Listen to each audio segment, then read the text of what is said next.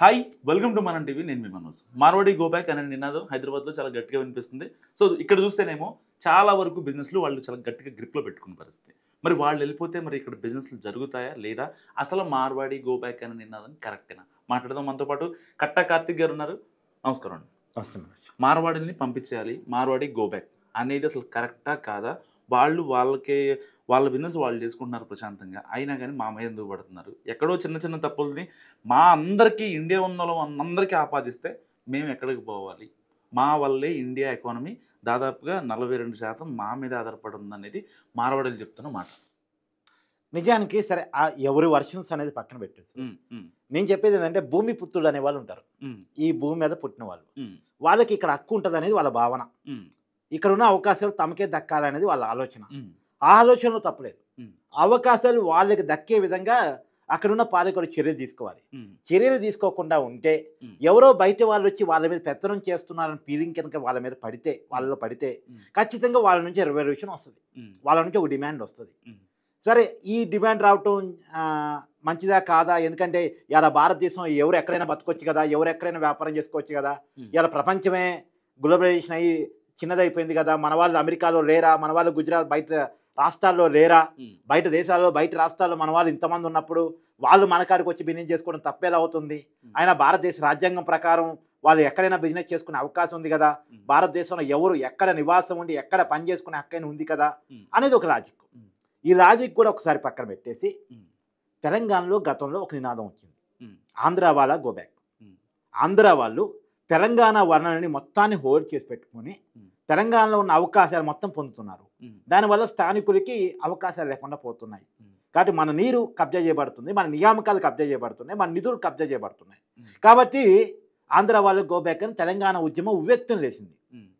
నీరు నిధులు నియామకాల నినాదంతో తెలంగాణ సాధించబడింది. సాధించబడ్డ తర్వాత తెలంగాణ ఉద్యమానికి నాయకత్వం ఎవరు వహించారో ఆ పార్టీయే అధికారంలోకి వచ్చింది. ఆ నాయకుడే ముఖ్యమంత్రి అయ్యారు. ఆ నాయకుడు ముఖ్యమంత్రి అయిన తర్వాత నిజంగానే కొన్ని కొలువులు వచ్చాయి. ఆ కుటుంబంలో అయితే అందరికీ ఉద్యోగాలు వచ్చాయి. కేసీఆర్ గారికి ఒక ఉద్యోగం వచ్చింది, ముఖ్యమంత్రి ఉద్యోగం. తర్వాత వాళ్ళ కొడుకు కేటీఆర్కి మంత్రి ఉద్యోగం వచ్చింది. కవితకి ఫస్ట్ ఎంపీ ఉద్యోగం వచ్చింది, ఎంపీ ఓడిపోతే ఎమ్మెల్సీ ఉద్యోగం వచ్చింది. హరీష్ రావు వాళ్ళ అల్లుడికి ఆయనకి మంత్రి ఉద్యోగం వచ్చింది. సంతోష్ రావు ఆయనకు ఒక ఉద్యోగం వచ్చింది. వాళ్ళ కుటుంబానికి ఉద్యోగాలు వచ్చాయి. కానీ తెలంగాణ ప్రజలకు అవకాశాలు కల్పించబడలేదు. ఈ మాట ఎందుకు చెప్తున్నా అంటే, ఇవాళ ఏమంటున్నారు తెలంగాణ ప్రజలు మార్వాడి గో బ్యాక్ అంటే, తెలంగాణ వచ్చిన ఒక దశాబ్ద కాలం తర్వాత తెలంగాణ ఉద్యమానికి ఏ నినాదం అయితే కారణమైందో మళ్ళీ అదే నినాదం ఏర్పడతా ఉంది. అప్పుడే ఆంధ్ర వాళ్ళు గో బ్యాక్, ఇప్పుడే మార్వాడి గో బ్యాక్. పేరు మారింది అంతే. మళ్ళీ అవకాశాల కోసం కొట్టాడు స్టార్ట్ అయింది. అంటే ఈ 10 సంవత్సరాల 11 అంటే తెలంగాణ 2014లో వచ్చింది, 2025 నడుస్తుంది. ఈ 11 సంవత్సరాల కాలంలో తెలంగాణ ప్రభుత్వాలు తెలంగాణ ప్రజలకు అవకాశాలు కల్పించడంలో ఫెయిల్ అయ్యారు. అందులోనూ తెలంగాణ ఉద్యమానికి నాయకత్వం వహించిన పార్టీ అధికారంలోకి వచ్చినప్పటికీ, ఆ నాయకుడే ముఖ్యమంత్రి అయినప్పటికీ కూడా తెలంగాణ అవకాశాలు తెలంగాణ ప్రజలకు కల్పించబడలేదు. అంతే కదా అర్థం. మరి ఈ నినాదం వచ్చింది అంటే ఈ నినాదానికి పులిస్తా పెట్టే పరిస్థితులు నువ్వు క్రియేట్ చేయనట్టేగా లెక్క. కరెక్టే, నీ ఫెయిల్యూర్ కనపడుతుందిగా. ఎన్నాళ్ళు ఇలా ఇవాళ మార్వాడి గోబ్యాక్ అంటూ రేపు ఇంకెవడో వచ్చి మొత్తాన్ని హోల్డ్ చేసి పడేస్తాడు. మరి అప్పుడు వాళ్ళు మళ్ళీ బెంగాలీ గోబ్యాక్ అంటావా? ఇంకో 10 ఏళ్ళ తర్వాత మళ్ళీ గోబ్యాక్ అంటే తర్వాత ఇప్పుడు హైదరాబాద్లో మైనార్టీ శాతం చాలా ఎక్కువ. హైదరాబాద్లో కొన్ని ఏరియాల్లో మొత్తం కూడా ముస్లింలు ఉంటారు. కానీ నిజానికి వీళ్ళ మూలాలు చరిత్రలోకి వెళ్ళి వీళ్ళ మూలాలు కానీ చెక్ చేస్తే వీళ్ళ భారతీయులు కాదు. భారతదేశం మీద దండయాత్ర చేసి ఇక్కడ ఉన్న ప్రజలు కొంతమంది ముస్లింగా మార్చి ఉండొచ్చు, లేదు వాళ్ళకి సంబంధించిన బంధుగణం మొత్తం కూడా ఇక్కడ ముస్లింగా తరతరాలుగా వచ్చి ఉండొచ్చు. తెలంగాణ నైజాం చాలా కాలం పరిపాలించారు. కానీ నైజాంకి సంబంధించిన మూలాలు ఇక్కడివి కావు, కాబట్టి చాలా కాలం వాళ్ళకి అనుబంధం అయితే ఉంది హైదరాబాద్ తోటి, తెలంగాణ ప్రజలతోటి. ఇప్పుడు రేపొద్దున మీ మూలాలు ఎక్కడివో కదా, మీరు గో బ్యాక్ అని చెప్పేసి ముస్లిం కనుక ఇక్కడ ఉన్న హిందువులు ఇంకెవరో అంటే ఈ నినాదం మళ్ళా ఇలా పెరిగితే అంటే ఇప్పుడేమో ప్రాంత కోణం వచ్చింది, అప్పుడేమో మత కోణం వస్తుంది. ఎవరి రాజకీయం వాడిది కదా, ఇక్కడ అంతా రాజకీయాలే కదా. ఇప్పుడు ప్రాంతీయ ఉద్యమాల వెనకాల రాజకీయ నాయకులు ఉంటారు, మత ఉద్యమాల వెనకాల రాజకీయ నాయకులు ఉంటారు, కుల ఉద్యమాల వెనకాల రాజకీయ నాయకులు ఉంటారు. ఎన్నాళ్ళు స్లోగన్ ఇచ్చుకుంటే బతుకుతాం? నేను అనేది ఏంటంటే, ఇప్పుడు మార్వాడి వాళ్ళు తప్పుడు సరుకులు అమ్ముతున్నారు, కల్తీ సరుకులు అమ్ముతున్నారు. కల్తీ సరుకులు అమ్ముతుంటే తెలంగాణ ప్రభుత్వమేగా అధికారంలో ఉంది. ఇక బీఆర్ఎస్ ఉన్నాయి, ఇవాళ కాంగ్రెస్ ఉన్నాయి, కానీ ప్రభుత్వం అయితే తెలంగాణదేగా. మరి తెలంగాణ ప్రభుత్వం నిద్రపోతుందా తప్పుడు సరుకులు అమ్ముతూ ఉంటే? అసలు ఇంకొక విషయం నేను చెప్పదలుచుకున్న పాయింట్, లాజిక్ పాయింట్ ఏంటంటే, అసలు మార్వాడీది కాదు, లేదా బెంగాలీది కాదు, లేదా ఆంధ్ర వాళ్ళు కాదు, బయట దేశాలకు సంబంధించిన బహుళజాతి కంపెనీలు వచ్చేసి మన మొత్తాన్ని కూడా క్యాప్చర్ చేసినాయి, మన సంస్కృతిని క్యాప్చర్ చేసినాయి, మన అవకాశాన్ని క్యాప్చర్ చేసినాయి, మన్ని వాళ్ళ కింద ఉద్యోగులుగా పనిచేసినాయి. ఇప్పుడు లుల్లు మాల్ ఉంది, ఎవరు తప్ప ఇది? ఎవరిది ఇది? లుల్లు మాల్ దుబాయ్కి సంబంధించిన ఒకటిది. ఇక్కడ వచ్చి పెట్టాడు, వాడు రావటం వల్ల ఎన్ని కిరాణా కొట్టు దెబ్బతిన్నాయి, ఎన్ని షాపింగ్ మాల్స్ మన లోకల్ వాళ్ళకి దెబ్బతిన్నాయి. ఈ దెబ్బతిన్న వాళ్ళు మార్వాడీలు ఉన్నారు, తెలంగాణ స్థానికులు ఉన్నారు, అందరూ ఉన్నారు. ఎన్ని దెబ్బతిన్నాయి?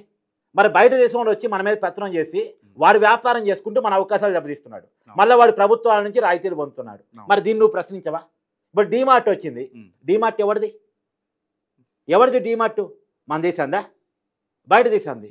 ఆ డీమార్ట్ వాడు వచ్చేసి మన అవకాశాలు కొట్టేస్తున్నాడు. మన డీమార్ట్ రావటం వల్ల ఎన్ని కిరాణా కొట్టి దెబ్బతిన్నాయి?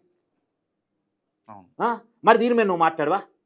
ఇప్పుడు కనీసం మార్వాడివాడో, బెంగాలీవాడో, ఆంధ్రావాడో కనీసం భారతీయుడు, కానీ వీడు భారతీయుడు కూడా కాదు కదా, నీ అవకాశాలు కొట్టేస్తున్నాడు కదా, ఎక్కడో బయట చూస్తున్నాడు.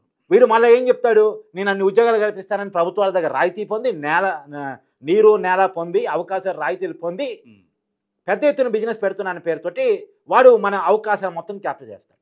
వాడు కొంత చీప్గా వస్తువులు ఇవ్వగలడు, ఎందుకంటే పెద్ద ఎత్తున హోల్సేల్గా వాడు వస్తువులన్నీ పొందుతాడు కాబట్టి వాడు తక్కువ ధరకు వస్తే తక్కువ ధరకు అమ్మగలడు, మార్జిన్ తక్కువ చూసుకుని అమ్మగలడు, ఎక్కువ వస్తువులు అమ్ముతాడు కాబట్టి. కానీ ఇప్పుడు సగటు కిరాణా వాడు ఆ రేటుకి అమ్మలేడుగా, ఆ రేటుకు వాడు దొరకదు, ఆ రేటుకు వీడు అమ్మలేడు, ఎప్పటికీ అమ్మలేడు. కాబట్టి కిరాణా దెబ్బతినిపోయింది. అంటే దీని ఇలా మాట్లాడుకుంటే నువ్వు బహుళజాతి కంపెనీని ఎందుకు వద్దని చెప్పు, ఎందుకు వ్యతిరేకించు?